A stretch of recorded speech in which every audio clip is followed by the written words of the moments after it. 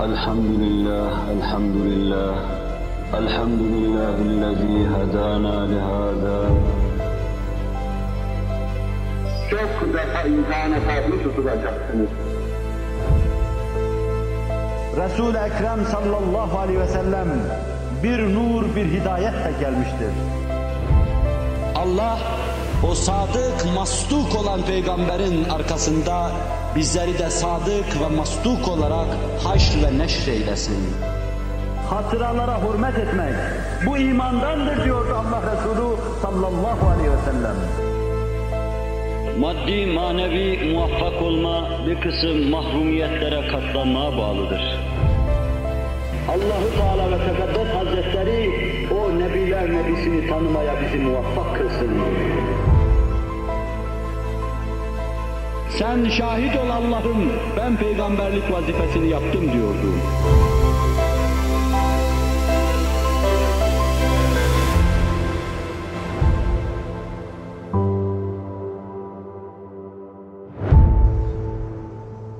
Elhamdülillah, elhamdülillah, elhamdülillahillezî hedâna lihâzâ. وَمَا كُنَّا لِنَهْتَدِيَ لَوْلَا أَنْ هَدَانَ اللّٰهُ وَمَا تَوْفِيقِي وَلَا اعْتِصَامِي إِلَّا بِاللّٰهِ عَلَيْهِ تَوَكَّلْتُ وَإِلَيْهِ أُنِيبُ أشهد أن لا إله إلا الله وحده لا شريك له ولا نظير له ولا مثال له الذي لا أحصي ثناء عليه كما أثنى على نفسه عز جاره وجل ثناؤه ولا يهزم جنده ولا يخلف وعده ولا إله غيره وأشهد أن سيدنا وسندنا ومولانا محمدًا عبده ورسوله السابق إلى الأنام نوره ورحمة للعالمين ظهوره صلى الله تعالى عليه وعلى آله وأولاده وأزواجه وأصحابه وأتباعه أجمعين أما بعد فيا عباد الله اتقوا الله تعالى وأطيعوه فقد قال الله تعالى في كتابه الكريم أعوذ بالله من الشيطان الرجيم بسم الله الرحمن الرحيم الذي جاء بالصدق وصدق به أولئك هم المتقون صدق الله العظيم وبلغنا رسوله النبي الهاشمي الكريم. Muhterem Müslümanlar, Resul-i Ekrem aleyhissalatu vesselam'ı anlatmanın altında Cenab-ı Hakk'ı hoşnut edebilecek işlerin, Cenab-ı Hakk'ın hoşuna gidecek isimlerin, sıfatların, o mübarek zatın şahsiyetinde bulunmasını göstermenin altında bizlerin de Müslümanlar olarak kendimize terettüp eden vazifelerin neler olduğunu da işaret etmek, o hususta işaret etmek istiyorum. Bir taraftan anlatılan şeyler büyük bir hakikatin etrafında kuyu kazma gibi bir vazife yapıyorsa, beri tarafta muhakkak ki o büyük hakikata kurbiyet, o büyük hakikatin haliyle hallenmeye, onun yaşadığı şeyleri yaşamaya, onun şahsında bulunan sıfatları sıfat olarak benimsemeye, onun isimleriyle hüküm ferma olma, hayatlar olmaya bağlıdır. Meseleyi sadece bir hakikati anlatmaya hasredip, öyle dinlememek, öyle anlamamak icap eder. Dolayısıyla arz ettiğim bu hususu arz ederken, geçmişte olan vakaları bize naklediyor şeklinde dinlemeyelim. Resul-i Ekrem aleyhissalatu vesselam'ın verdiği sözleri yerine getirmesi, bulunduğu ahitleri ifa etmesi, bu hususta dahi onun sıdkına, sadakatine delalet eder. Kendi devrindeki Müslim, kafir bütün insanlar tarafından teslim edilen bu husus, kitaplara tespit edilen bu husus, bize kadar en sağlam ellerle, en sağlam kanallarla intikal ettirilmiştir. Cenab-ı Hak istifadeye muvaffak kılsın. O cahiliye devrinde, onun için cahiliye devri bahis mevzu değildir de, onun yaşadığı devrin bir kısmına, o devirde yaşayan insanların dünyası olarak cahiliye devri deriz. Yoksa Allah Resulü için cahiliye ve cahiliyet asla bahis mevzu değildir. İslam'ın ilk intişar ettiği eyyamda ve fütuhatın devam ettiği devirlerde daima Resul-i Ekrem Aleyhisselatü Vesselam'ın etrafında olan kimseler onun verdiği sözleri titizlikle yerine getirdiğini görmüşler, ahitlerini titizlikle ifa ettiğini müşahede etmişlerdir. Söz vermiş de dönmüş tek vaka kimse gösterememiştir, bundan sonra da kimse gösteremez. Bir ahitte bulunmuş da onu yerine getirmemiş, tarih buna şahit olmamıştır ve kıyamete kadar da olmayacaktır. Hayatı hassasiyetin ördüğü bir insicamdır Resulullah'ın sallallahu aleyhi ve sellem. Çocukluğundan vefat edeceği ana kadar hayatında böylesine titizliğin bulunduğu bir insanı peygamber olarak kabul etmeden başka çare yoktur. Zira onun aklının bu şeylere ermediği çocukluk devresinde dahi korunması gösteriyor ki o kendisini koruduğu devirde korumuştur. Korumanın ne demek olduğunu bilmediği devirde de Allah onu korumuştur.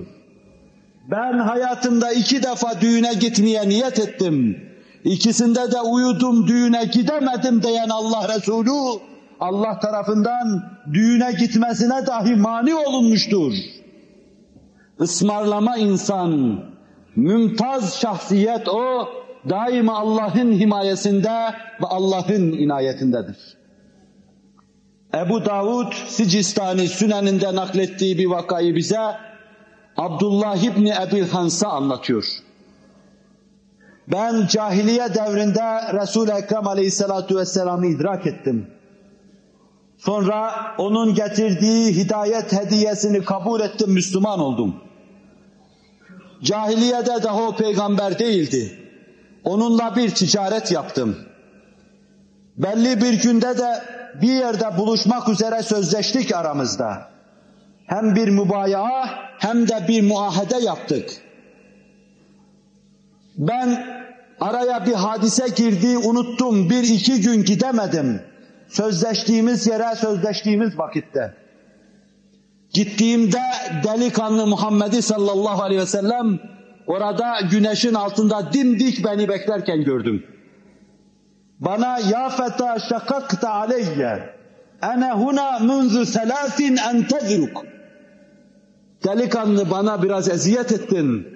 Sözleştiğimiz o zamandan bugüne 3 gündür burada seni bekliyorum diyordu. Çünkü burada buluşmak üzere salı günü sözleştikse salı günü ben buraya geldim. Belki yarın gelir, belki yarın gelir, 3 gündür burada seni intizar ediyorum diyordu. Resul-i Ekrem'in devri cahiliyede dahi cübbesinin eteğine cahiliyeye ait gubar isabet etmemiştir. O devirde dahi sadakatini devam ettirmiştir. O devirde dahi Muhammedur Resulullah peçesiyle peçelidir. Nübüvvetinde bu bütün ihtişamıyla kendisini gösterir.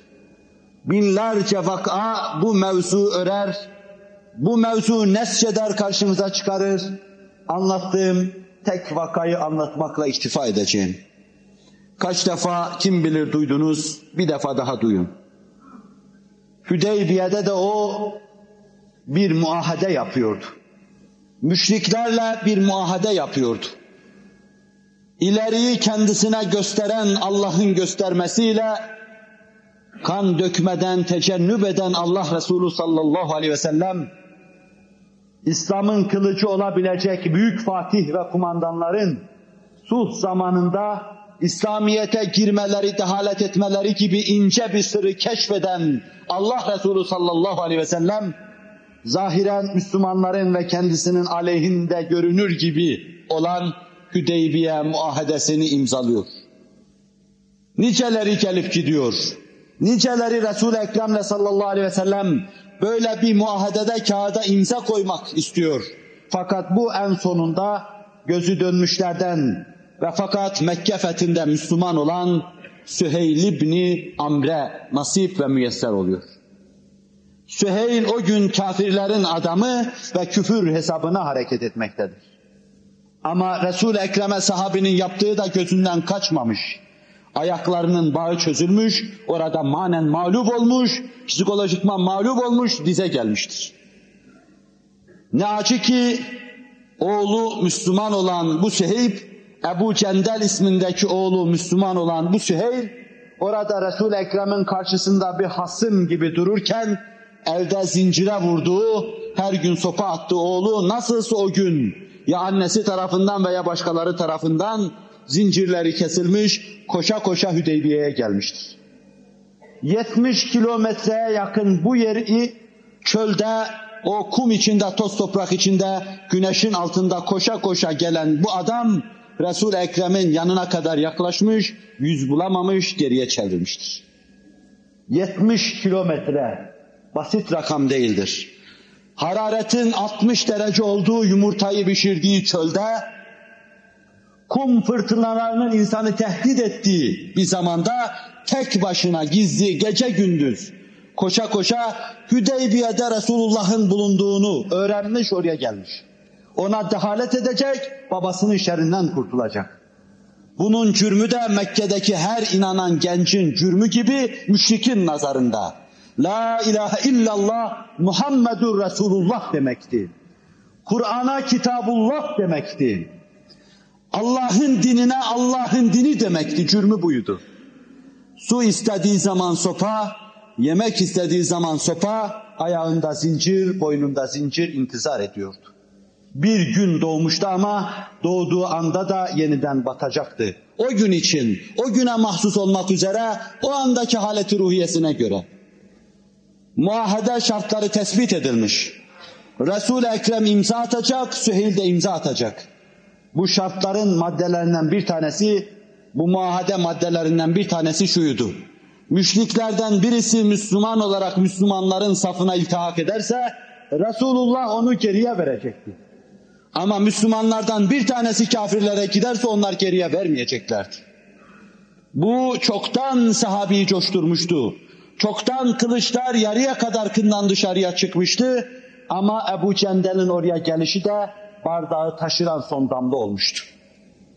Öfke son haddindeydi. Herkes alabildiğini öfke içinde beklediği anda birdenbire Mekke'den bir toz bulutu belirirlerdi. Resul-i Ekrem'e doğru yaklaşıyordu bu toz bulutu.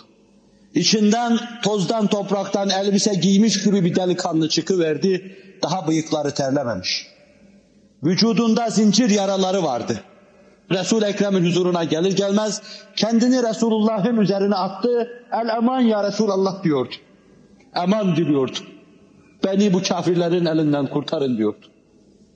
Süheyl gelenin oğlu olduğunu görünce kalemi çekti, ben muahadeyi imza atmam dedi. Ya oğlumu teslim edersiniz veya muahadeyi imza atmam dedi. Resulullah bir söz vermişti ama ne ağır sözdü. Bir adama inen zinciri kendi vücuduna iniyor gibi kabul ediyor, inliyordu. Ammar'ın göğsüne kızgın demirleri basarken Resulullah of diye inliyordu. Kur'an anlatıyor ümmetine, çok şefikti. Onların ıstıraplarından çok muzdaripti. Dalaletlerine, küfürlerine tahammülü yoktu. Böyle refik, böyle şefik, böylesine şefkatli bir peygamber kendisine dehalet eden bir insanı kabul edemeyecekti. Söz vermişti. Müşriklerden geçeni iade edecekti. Resul-i Ekrem'in bakışlarından Ebu Cendel çoktan geriye çevrileceğini anlamıştı. Etrafına dönüp beni bunlara teslim etmeyin diye yalvarıyordu. Ama bütün nazarlar Resul-i Ekrem'in simasındaydı. Bir işaret bekliyorlardı.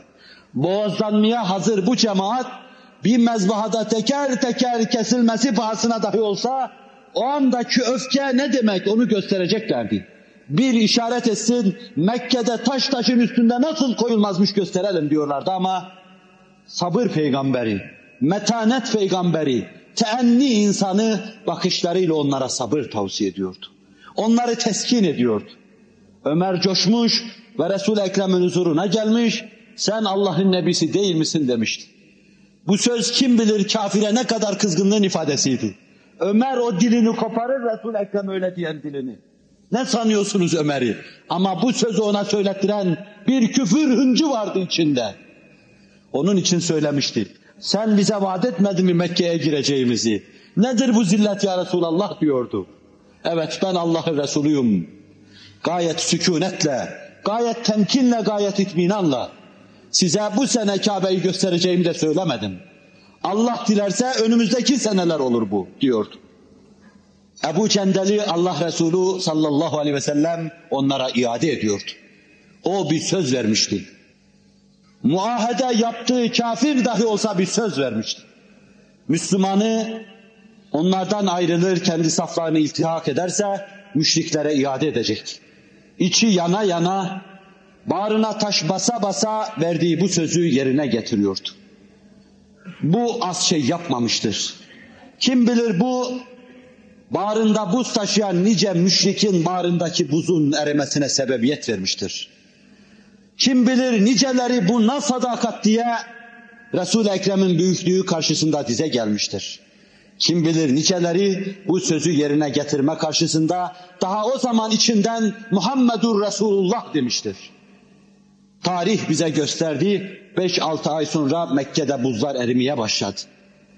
O buzların orada durmasına vesile olan Emr ibn As, Halid bin Velid gibi kimseler en evvela çözüldü, Medine-i Münevvere'ye akıverdiler. Daha arkadan niceleri.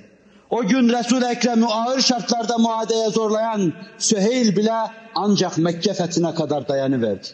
Mekke fethi günü Mekke'nin fethiyle beraber onun da gönlü fethedilmişti. O da Resulullah'ın huzuruna gelmiş, Muhammed diye ona hitap ettiği o büyük zatın karşısında artık ya Resulallah tazimat ve tekrimatıyla kendisini anlatıyor, onu tazim ve tekrim ediyordu. Onun karşısında o da daha evvel oğlu gibi bel kırıyor, boyun büküyor, serfuru ediyordu. Resul-i Ekrem'in en ağır şartlar altında verdiği sözü yerine getirmesi, muahadeyi ifa etmesi katiyen gösteriyor ki o Cenab-ı Hakk'ın mürakabesi altında onun gösterdiği istikamette lehinde ve aleyhinde cereyan eden bütün şartlara rağmen bir nizamı, bir düzeni, bir sistemi yaşıyor. O Allah'ın emirlerini yaşıyor. Onun dışında hiçbir şeyi kale almıyor. İşte bu da apaçık onun nübüvvetine delalet eder. Bu işi yaşayanların da onun peygamberliğini kabul etmelerine delalet eder. Müminler de verdikleri sözü, ahitleri yerine getirir ifa ederlerse, La ilahe illallah Muhammedur Resulullah diyen, Allah'ın mabut olduğunu, kanun ve nizam vazı bulunduğunu, düzeni, sistemi onun getireceğini kabul etmiş oluyor. Resul-i Ekrem'in şeriatın bir naşiri ve tebliğcisi olduğunu, dellalı bulunduğunu, yeryüzünde Allah hesabına halife bulunduğunu kabul etmiş oluyor.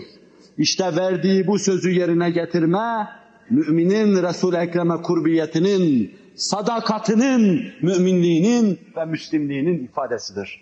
Allah o sadık, masduk olan peygamberin arkasında, izinde bizleri de sadık ve masduk olarak haşr ve neşr eylesin. Sadık olalım, meleği alanın sakinleri tasdik etsin, şahit olsun, Allah huzurunda öyle haşr ve neşr olalım. Ela inne ahsenel kelam ve ebla'n nizam. Kelamullahil melikil azizil allam. Kama kâlallahu tebâreke ve teâlâ fil kelam. Ve izâ kure'el Kur'anu festemi'û leh ve ansitû leallekum turhamûn. Eûzu billahi mineşşeytanirracim. Bismillahirrahmanirrahim. Ya eyyühen nebi, inna erselnâke şâhiden ve mübeşşiren ve nezîrâ. Sadakallâhul azîm. Elhamdülillahi hamden kâmilîne kemâ emer. Eşhedü en la ilahe illallah وأشهد أن محمدا عبده ورسوله النبي المعتبر تعظيما لنبيه وتكريما لفخامة شان صفيه فقال الله عز وجل من قائل مخبرا وآمرا إن الله وملائكته يصلون على النبي يا أيها الذين آمنوا صلوا عليه وسلموا تسليما لبيك اللهم صل على سيدنا محمد وعلى آل سيدنا محمد كما صليت على إبراهيم وعلى آل إبراهيم في العالمين ربنا إنك حميد مجيد وبارك على محمد وعلى آل محمد كما باركت على إبراهيم وعلى آل إبراهيم في العالمين ربنا إنك حميد مجيد وارض اللهم عن الصديق أبي بكر والفاروق عمر وعثمان وعلي رضي الله عنهم وعن الستة الباقية العشرة المبشرة وعن الصحابة والتابعين الأخيار منه والأبرار وسلم تسليما كثيرا إلى يوم الحشر والقرار واحشرنا معهم بلطفك آمين. İbadallah, Allah'ın kulları, ittakullâhe ve ati'ûh, Allah'a karşı gelmekten sakının, Allah'tan korkun, Allah'ın himayesine girin ve yine Allah'a itaat edin. İnna Allaha ya'muru bil adli vel ihsani ve ita'i zil kurba. Allah adaletle emrediyor. Kur'an'da size anlattığı hayat tarzıyla, hayat anlayışıyla, dünya görüşüyle emrediyor. En geniş manasıyla ihsanla, onu görüyor gibi ona kulluk yapmakla, siz görmeseniz dahi her hadiseyle sizi gördüğünü size gösteriyor ya, ve yine en geniş manasıyla yakınlarınıza bir şey vermekle, İslam'ın yücelmesi, yükselmesi uğrunda servetinizi, gücünüzü, enerjinizi, kuvvetinizi sarf etmekle size emrediyor. وَيَنْهَا عَنِ الْفَحْشَاءِ وَالْمُنْكَرِ وَالْبَغِيِ يَعِذُكُمْ لَعَلَّكُمْ تَذَكَّرُونَ. Ahlaksızlığın her çeşidinden, gizlisinden, açığından, büyüğünden, küçüğünden, cem'iyetin alıştığından, alışmadığından, dinin emirlerini tanımayıp taşkınlık ve serkeşlik yapmanın her çeşidinden, telakkilerin, asırların anlayışının değil, İslam'ın ve Kur'an'ın çirkin gördüğü her şeyden sizi nehyediyor. Böylece size vaaz-ı nasihat ediyor. Ta düşünesiniz, binlerce eğri büğrü yol içinde tek doğru yol olan İslamiyet'i bulasınız. Emn-i eman içinde sahili selamete çıka, doğrularla beraber cennete dahil olasınız. Akimis-salah, inne-salate tenha anil fahşâi vel münker ve le zikrullâhi ekber vallahu ya'lemu mâ tesna'ûn. Sadakallâhu'l-azîm.